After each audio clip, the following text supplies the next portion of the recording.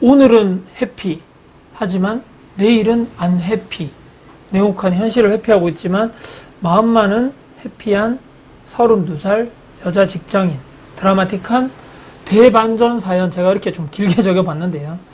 일단은 제가 오늘 이분 사연을 여러분께 말씀드리기 전에 오른쪽 편에 제가 블라인드라고 요즘에 그런 재밌더라고요. 글을 제가 많이 읽어보고 있는데 관련돼가지고 요런 사연을 제가 한번 가져와 봤습니다. 옆에 오른쪽에 한번 띄워보고 설명을 한번 해드리겠습니다.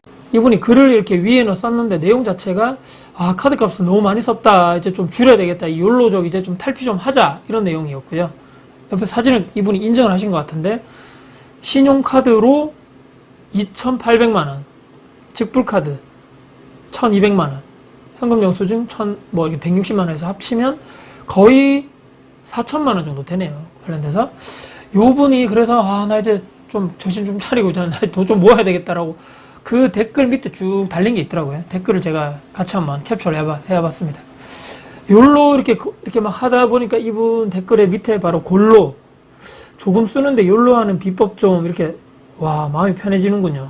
그러니까 이분 보고는 이거 뭐 4천만원 별로 많이 쓰는 것도 아닌데 이게 장난인지 진짜인지 모르겠지만 이 정도야 뭐 하니까 또 이 글 쓰신 분이 다들 부자구나, 밑에 분이 비슷하다, 화이팅, 1% 정도만 기부해 주시면 정말 좋아 보여요, 이렇게 하니까 마음이 부자가 아니라서 속물입니다. 또 밑에 분은 누나 돈 잘 버는구나, 형이라 미안해, 남자분이시죠. 새우 얼마길래 4천이나 써, 후덜후덜. 그러니까 그 밑에 분이 실제 이분 글 쓰니까 그래도 반은 남겼다. 8천 이상 번다는 얘기겠죠. 올해부터는 아껴 쓸 거야. 어디 아껴 쓸 거야 했더니만 옷, 술. 그러니까 술과 여행에 돈을 좀 줄여야 되겠다. 내가 쓴 거 보면 기절하겠네, 이런 분도 계시네요. 자기보다 좀 덜 썼다는 얘기겠죠. 어떻습니까, 이분들? 이 글이 제가 연도수를 보니까 4년 전에, 그러니까 2018년도에 쓰신 글인데 이분은 그러니까 최소 연봉 8천만 원 이상이고 이렇게 웃자고 쓰는 얘기겠죠. 진짜 자기가 했었으면 이렇게까지 안 했을 것 같은데, 솔직 담백하고 좋고 나쁘고 잘못됐고 잘했고 이걸 떠나가지고 과연 이분은 4년 전에 쓴 이분은 어떻게 됐을까요? 소비 지출을 잘 통제해가지고 욜로족을 벗어나서 재테크 투자해가지고 결혼도 하고 이렇게 됐을까요? 재테크 잘 하셔가지고 결혼도 하시고 이렇게 해서 본인이 원하는 인생을 잘 살고 계실까? 모르겠습니다. 제가 오늘 근데 이 글을 소개한 이유가 있습니다. 1년 전에 요 자리입니다. 요 자리에서 상담 받으셨던 요분하고 연봉이나 직업이나 이런 거 다 좀 다른데 상황이 또 이분하고 성향이 좀 비슷하셨던 한 분인데, 이분은 방금 요 글에 블라인드 나오셨던 분은 남자분인 것 같고, 요 분이 여성분이십니다.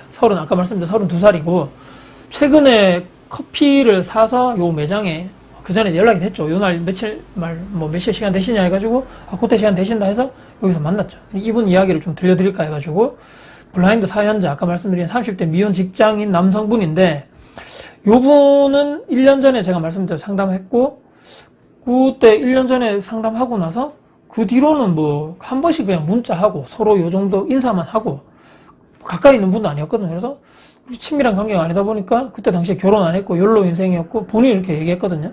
코로나 막 시작하고 1년차 정도 됐죠. 그러니까 작년이니까 2021년도고 그 전에 주기적으로 여행 가고 호캉스, 여성분이시니까 호텔 잡아서 이렇게 친구들이랑 노는 게 좋아하시는 것 같고, 번 족족 쓴다 그러고, 명품이나 이런 데는 또 관심 없으시지만 먹는 거, 술, 여행, 돈 모으는 것보다는 그냥 소비하고 지출하고, 특히 또 SNS 또 많이 하시잖아요. 그래서 별스타그램이라 그래가지고 사진 찍고 이렇게 올리고 어디 가는데 좋아하고 이런 거, 그런 거를 이렇게 하시는 분들이었는데, 이분 그때 상담할 때 당시 연봉은 아까 이 블라인드보다는 좀 많이 낮으시죠. 3,500만 원 정도 됐고, 지방의 중견기업, 그렇게 나쁜 기업도 아니었습니다. 근데 그때 당시에 4, 5년 차 정도 됐고, 통장에 근데 문제가, 그때 충격이 4, 5년 정도 근무를 했었는데 1,000만 원 단위도 없더라. 그러니까 100만 원 단위의 잔고가 밖에 없다는 얘기입니다. 그래서 혹시나 집안에 문제가 있나, 부모님을 취업하시러 이렇게 용돈도 드리고 집안에 생활비 대고 해야 되냐, 그것도 아니었고. 근데 집안 형편이 그 정도는 아니지만 형편이 좋은 상태도 아니었는데 돈 때문에 고생을, 이번 말대로 개고생해가지고 학생 때 먹을 거 못 먹고 옷 같은 거 이렇게 브랜드나 고급진 거 신발인 거 사고 싶은데 못하고, 공부는 그렇다고 반에서 최상위권 아니지만 그래도 어느 정도 중상위권 열심히 공부해가지고 지방에 국립대 나오셔서 또 취업도 잘해서 연봉도 괜찮은 중견기업 가셨다. 근데 말씀드린 대로 그 전에 돈 때문에 고생을 해서 이제 뭐 좀 쓰자, 나에게 말이죠. 나에게 내가 벌어 내가 쓴다는데 뭐가 문제야, 이런 마인드. 본인이 보통 이런 성향이신 분들 있죠. 본인이 술 사고 밥 사고 커피 사고 이게 막 별거 아닌데 그때 초반에는 근데 쌓여가니까 막 카드 값이 나중에 월급 나올 때 보니까 그 이상 되고 돌려맞고, 그런데도 잘 몰랐습니다. 이게 뭐가 문제지? 아니, 내 주변에 동료들 다 그렇게 사는데 뭐 내 친구들 다 그렇게 사는데 뭐 30살 넘어가고 위에 있는 언니 동료분들이 하나하나씩 이제 결혼하고 이제 놀 사람도 없어지고 애인도 있다가 없고 뭐 이렇게 공허해지더라. 돈 쓰는 것도 옷 사서 막 이렇게 막 하는 것도, 여행 가는 것도 막 자랑하는 것도, SNS 올리는 것도 이제 계속 하다 보니까 매너리즘에 빠진다 그래야 되나요? 재미없어지는 그때 주변을 이렇게 막 돌아보고 유튜브 보고 막 주변에 동료 이렇게 막 얘기 들어보니까 나와는 막 딴 세상 얘기하고 있더란 얘기입니다. 돈을 아껴가지고 막 투자한다 그러고 막. 작년 재작년에 어떻습니까? 주식, 코인, 또 부동산, 뭔 소리가 도대체. 우리 나이 때 무슨 뭐 투자를 한다는 얘기야. 돈도 없는데 주식도 없고. 맞나?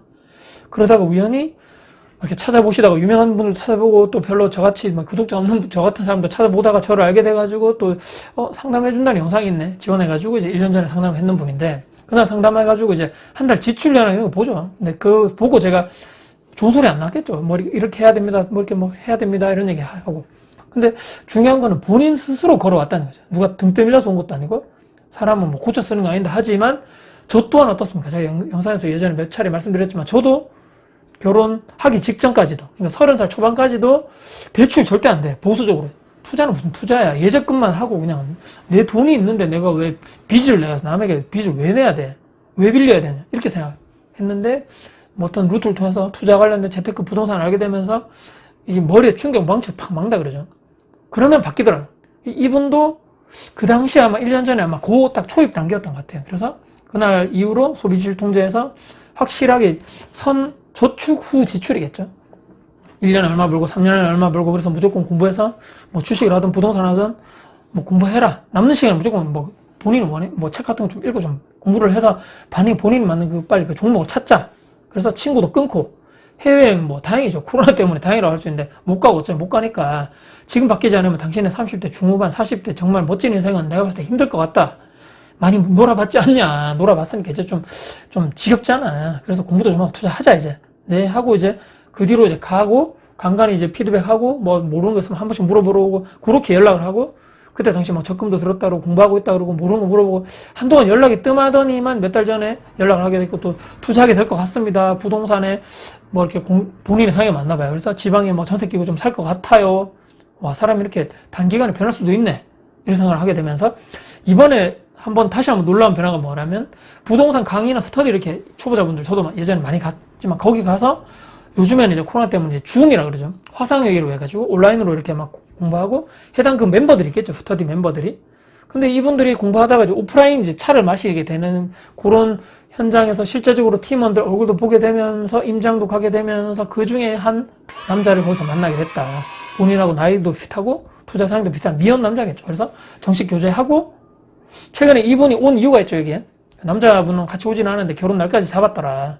혹시나도 대구에 이렇게 또 혹시나 한번 오게 되면 그때는 남자친구 한번 같이 와라. 예비신랑하고 차 마시러 오라 했습니다. 인생이 이렇게, 본인도 바뀔지 예상 못했다고 하는데 고맙다는 말 하시는데, 얘기 들었죠. 나 때문에 바뀐 게 아니고 스스로 바뀐 것이다. 그 스스로 의지 때문에. 그것이 핵심이다.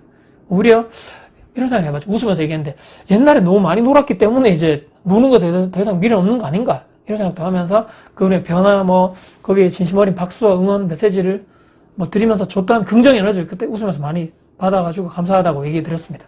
물론 근데 제가 이렇게 웃으면서 뭐 1년의 과정을 말씀드렸지만 그 1년 동안 이분이 쉬웠을까요? 이 변화가 말이 쉽지, 월급 대부분의 그것을 소비지출 통제해가지고 돈 아껴서 적금하고 돈 모으고 남는 시간에 공부하고, 얼마나 이분께는 큰 변화였고 큰 고통이었겠냐는 얘기죠. 주변에 유혹들 다 뿌리치는 자체가 불가능에 가깝기 때문에. 참, 근데 하는 사람은 이게 존재하다는 얘기입니다. 변화하는 사람은.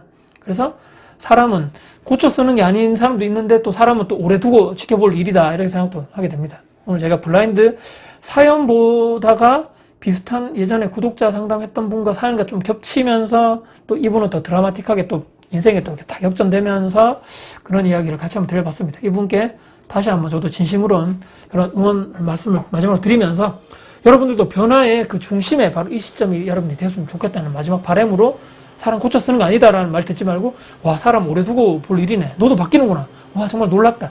이런 얘기를 우리가 같이 들을 수 있는 사람이 되면 좋겠다라는 마지막 바람 드리면서 영상을 마무리하도록 하겠습니다. 오늘 영상이 여러분께 도움 되셨다면 구독, 좋아요, 알람 설정, 댓글 주시고요. 주변 분들께 공유될 가치가 더 상하신다면 널리 공유 부탁드리겠습니다. 여러분들 화이팅입니다.